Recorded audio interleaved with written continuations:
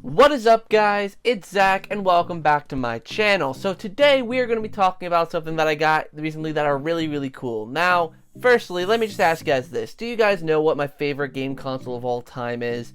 For those of you who don't know the answer, it is the Nintendo GameCube. I absolutely love the Nintendo GameCube. It's got such a great library of games. The controller is absolutely superb, and it's just overall a great console. But as I just said, the controller is superb, and the Nintendo Switch Pro controller and just the Joy-Cons and the Switch in general definitely do have decent controllers, but I really want something that feels more like the GameCube. Now, I have been able to get that satisfaction with this, the Power A GameCube Pro controller, which is a really good controller, by the way. If you want one of these, I definitely recommend you go and pick these up. They're about 50 bucks. The thing is, I like the feeling of a GameCube controller wherever I go. And using this Power A controller in handheld mode is, well, not exactly possible. So I decided I would invest in a couple Joy-Cons that really showed true GameCube love, which are these ones. These are the Sadie's GameCube Joy-Con controllers. Now, before we actually get into the review, I actually did an unboxing video, and I would like to show that to you. Unfortunately, it's not the best of quality, but you'll get the gist of it, you know, when I show off the box and the Joy-Cons and all that. Today, I am going to be unboxing and reviewing the Sadie's Joy-Con pads, which are styled like the GameCube controller. So let's quickly look at the box and look at all the details here. You see that it's got the button layout of the GameCube controller. It has an actual D-pad. It has a thumbstick and a C-stick designed like the GameCube controller. It can wake up the Switch. It's got dual vibration, 6-axis gyroscope, and it's wireless and can be connected to the Switch. And another important detail about these is, apparently, from what I know, they can also be charged on the actual Switch itself, which, in my opinion, is a very important detail because I hate plugging USB cables into different Switch Joy-Cons. So let's unbox these here as I'm struggling with this tape. There we go. So nothing real fancy in here, just, you know, the Joy-Cons in the styrofoam.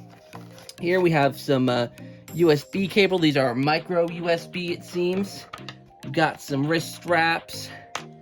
And we have, let's see, I think this is the left Joy-Con. This is the right Joy-Con. Alright, so let's take out the left one first. Alright, now this is the left Joy-Con, so as you can see, it has the ZLZR. Pretty clicky, pretty nice. D-pad. Feels great to have a D-pad on the Joy-Con instead of the stupid buttons. Let me just move the camera back, okay, sorry about that.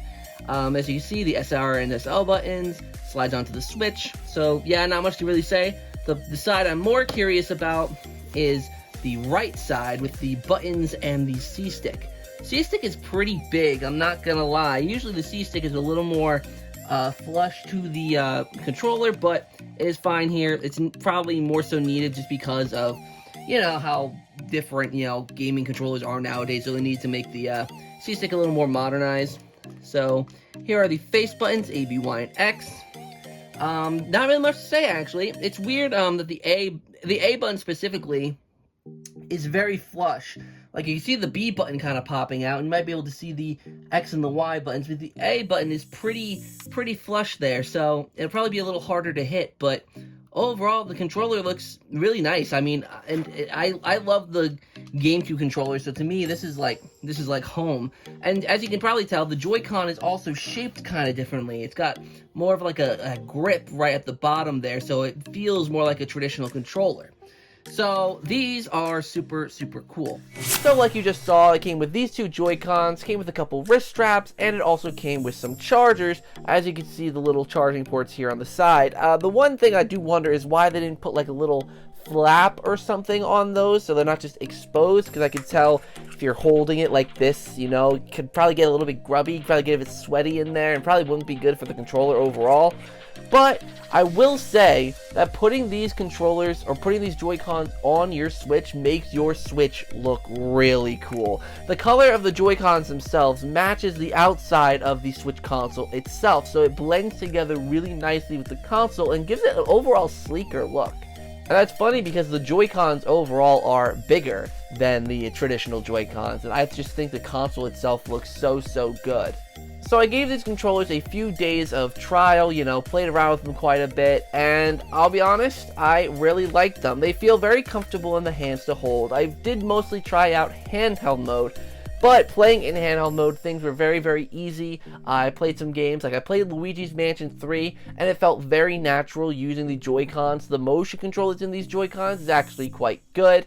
I just had an overall good experience playing Luigi's Mansion 3 with these Joy-Cons. I also decided to give a little bit of love to SpongeBob SquarePants Battle for Bikini Bottom, since it's a remake of a game that I played on the GameCube.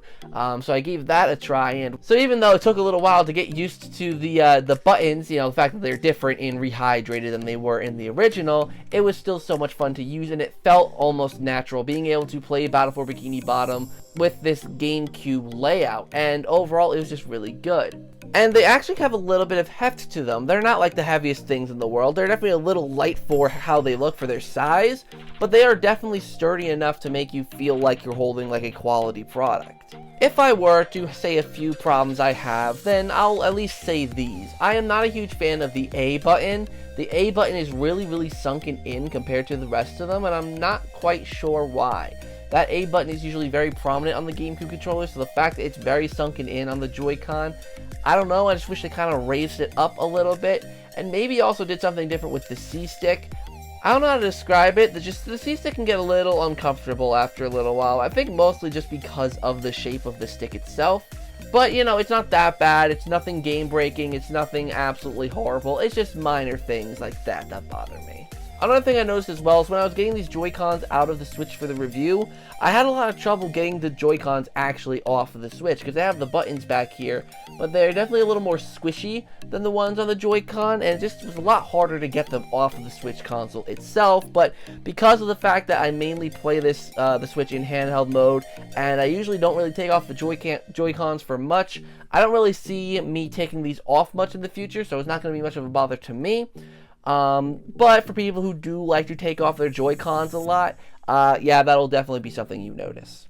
And also, obviously, since these are GameCube layout controllers, obviously I wouldn't recommend you get these if you are very much into the single Joy-Con use thing, because it just doesn't make sense for these, especially the right Joy-Con, because of how the A, B, Y, and X buttons are laid out.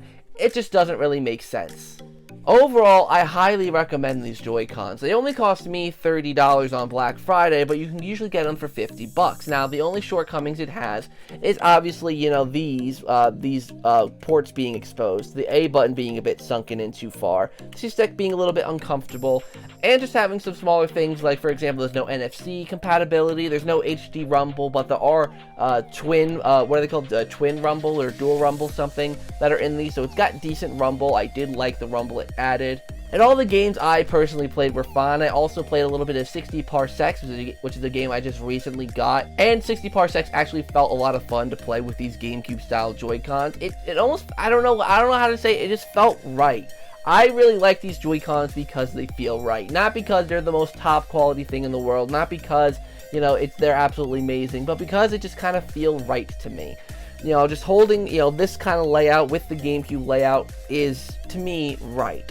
So, if you are like me and you're someone who plays the GameCube a lot, you know, and just really likes that GameCube controller, but don't want to take one of these on random road trips with you, then I would personally highly recommend these, especially if you can get them on sale for the $30, but even for $50, they're still like $30 or $20 cheaper than traditional Joy-Cons. And if you like the GameCube layout, then I see no reason why you shouldn't buy these. And my favorite part is, because usually you would have to use this cord here and charge up both of the Joy-Cons individually using these ports here. But thankfully, it actually charges on the Switch itself. So you don't need to worry about, you know, having to actually individually charge these. They charge on the Switch. So yeah, definitely get these if you are a big fan of the GameCube and aren't too picky about having the highest quality of materials. I am not saying that these are bad quality at all, but they are definitely obviously not premium quality, but they are definitely good enough to warrant, at least to me, spending $50, especially for the D-pad alone. The D-pad is actually quite nice. So I'd like to thank you guys so much for watching this video. Hopefully you enjoyed. If you'd like to see more reviews like these, then definitely let me know in the comments down below. And till next time, guys, I'll see you in the next video.